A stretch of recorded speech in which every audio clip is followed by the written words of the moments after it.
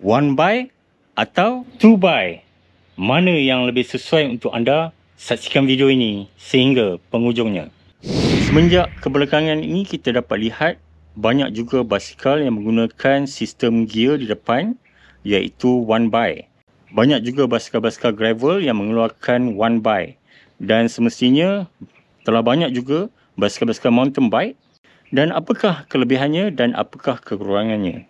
Jadi kelebihan yang pertama ialah di mana untuk newbies, gear di depan ni memberikan sedikit kemudahan untuk mereka hanya berfikir kepada untuk tukar gear di belakang. Okey. Jadi kalau kita lihat sistem di sini, jika untuk newbies ia adalah sesuai sebab kita tidak perlu risau tentang gear di depan sebab hanya ada satu saja dan kita hanya perlu risau pada gear di belakang. Jadi itu adalah kelebihan untuk newbies. Kedua ialah mereka yang bermain gravel, bermain mountain bike, off-road. Jadi mereka tidak perlu risau pada gear di depan. Jadi mereka hanya fokus rintangan-rintangan permukaan route mereka di mana mereka menaik bukit, seliko yang tajam, dan permukaan yang tidak rata. Jadi mereka hanya perlu risau itu saja sebab itulah basikal-basikal gravel dan mountain bike. Jadi ia kebanyakannya sekarang menggunakan sistem one by. Jadi itu memberikan mereka kelebihan. Jadi mereka tidak perlu fikirkan tentang gear di depan. Mereka hanya perlu fikir gear di belakang saja untuk bertukar. Bergantung pada keadaan menaiki bukit atau turun bukit. Jadi itu kelebihan kedua untuk sistem one by. Kelebihan yang ketiga adalah di mana ianya mungkin sedikit lebih ringan sebab ia tidak mempunyai front derailleur. Jadi ia tidak mempunyai sistem penukaran gear di depan, mungkin lebih ringan beberapa gram. Apakah kelemahan pula dengan sistem one by ni? Okey, antara kelemahannya kalau kita lihat crank di depan ni saiznya kecil. Okey, contohnya ini saiz 32.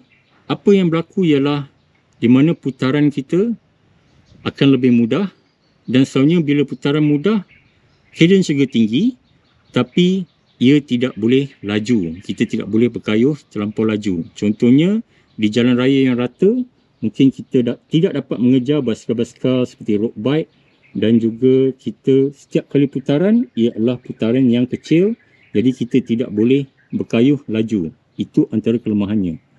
Kedua ialah bila kita untuk menaiki bukit tak ada masalah, ia memberikan advantage atau kelebihan. Tapi bila kita menuruni bukit, kita juga hanya boleh bermain pada gear belakang di mana untuk memberatkan gear kita. Okey. Jadi kita tukar kepada sprocket yang kecil. Okey, itu saja yang kita boleh tukar. Jadi ia tidak memberikan flexibility. Contohnya jika kita inginkan kawalan yang lebih baik semasa kita menuruni bukit, jadi kita akan tukar kepada crank yang lebih besar. Jadi kita lebih kawalan, crank di depan besar dan sprocket di belakang kecil. Jadi jika kita dapat tukar crank yang lebih besar dan sprocket yang kecil, kita akan lebih kawalan semasa downhill ataupun menuruni bukit. Tapi ini hanya crank satu saja. Jadi itu kelemahan kedua.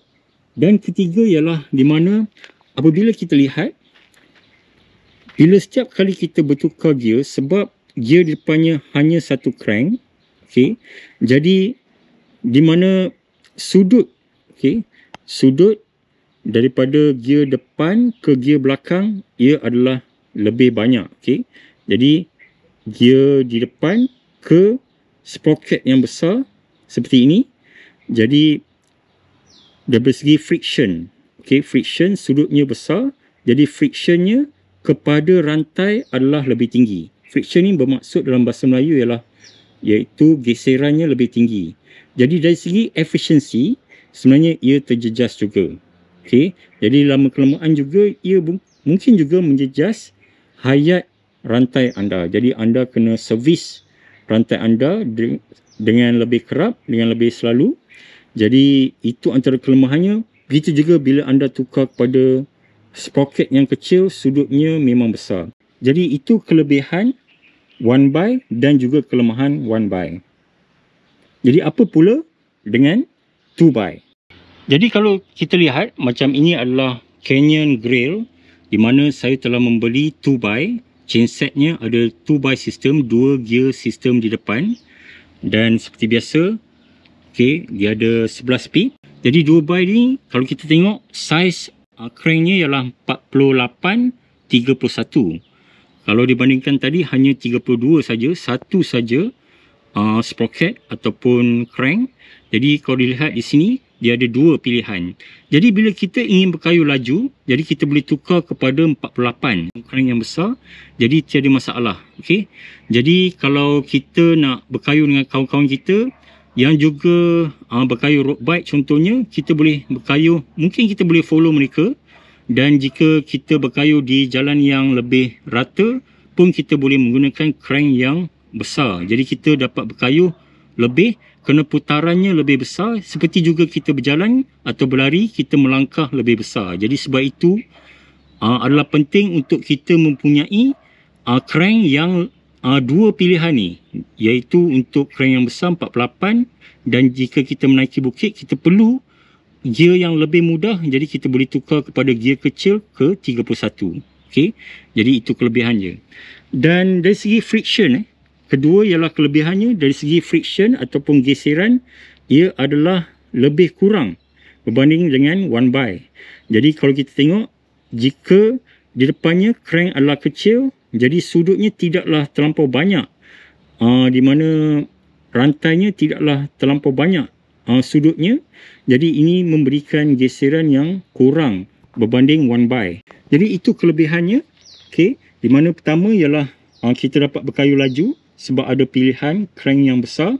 Kedua ialah kita ada pilihan sama kita nak berkayu lebih laju ataupun menaiki bukit, kita boleh tukar kepada gear yang kecil. Dan ketiga ialah dari segi friction atau geseran, ia adalah lebih kurang. Okey, frictionnya sebab sudut untuk rantai itu ke kiri dan ke kanan, ke sprocket yang besar ataupun sprocket yang kecil adalah berkurangan. Okey, sprocket yang besar dan sprocket yang kecil adalah berkurangan sebab dia ada dua gear sistem berbanding dengan one by hanya satu saja. Apakah kelemahan pula dengan chainset ni? Jadi kelemahannya ialah di mana untuk newbies, untuk mereka-mereka yang baru, beginners, mereka kena berfikir sikit, ada sedikit kemahiran, mereka perlu berfikir sebab mereka kena bermain gear di depan dan gear di belakang. Jadi saya telah beri banyak tips dalam video saya di mana anda boleh bertukar gear depan dan gear belakang.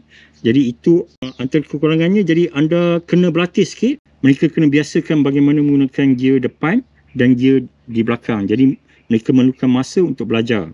Kelemahan kedua adalah ia lebih berat sedikit sebab ia kena ada sistem front derailleur di depan ni. Okey, jadi mungkin beberapa gram ia lebih berat berbandingkan one by tadi tidak perlu sistem front derailleur.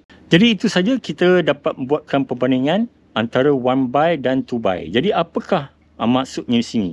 Jadi jika bagi saya, kalau anda membeli mountain bike dan kebanyakan mountain bike ni anda kena menaiki bukit, jadi anda boleh gunakan ataupun pilih basikal yang one by saja. Sebab itu banyak sekarang mountain bike menggunakan one by saja, gear di depannya hanya satu saja. Okey, jadi tapi bagi saya kalau gravel bike, road bike semestinya anda perlu ada two by. Jadi anda boleh berlumba, anda boleh kayu lebih laju, anda boleh follow kawan-kawan anda yang bawa road bike yang kayu laju tu. Jadi kalau anda hanya ada satu by, memang ia adalah kelemahan untuk anda dari segi sistem gear anda. Jadi itu saja perkongsian saya yang ringkas pada kali ini. Semua anda dapat sedikit ilmu, sedikit manfaat. Dan apa pendapat anda? Okey, adakah anda mempunyai pendapat yang lain? Jadi jangan lupa tolong like, share, komen dan subscribe. Sekian, terima kasih. Wabillahi taufiq wal hidayah. Wassalamualaikum warahmatullahi taala wabarakatuh.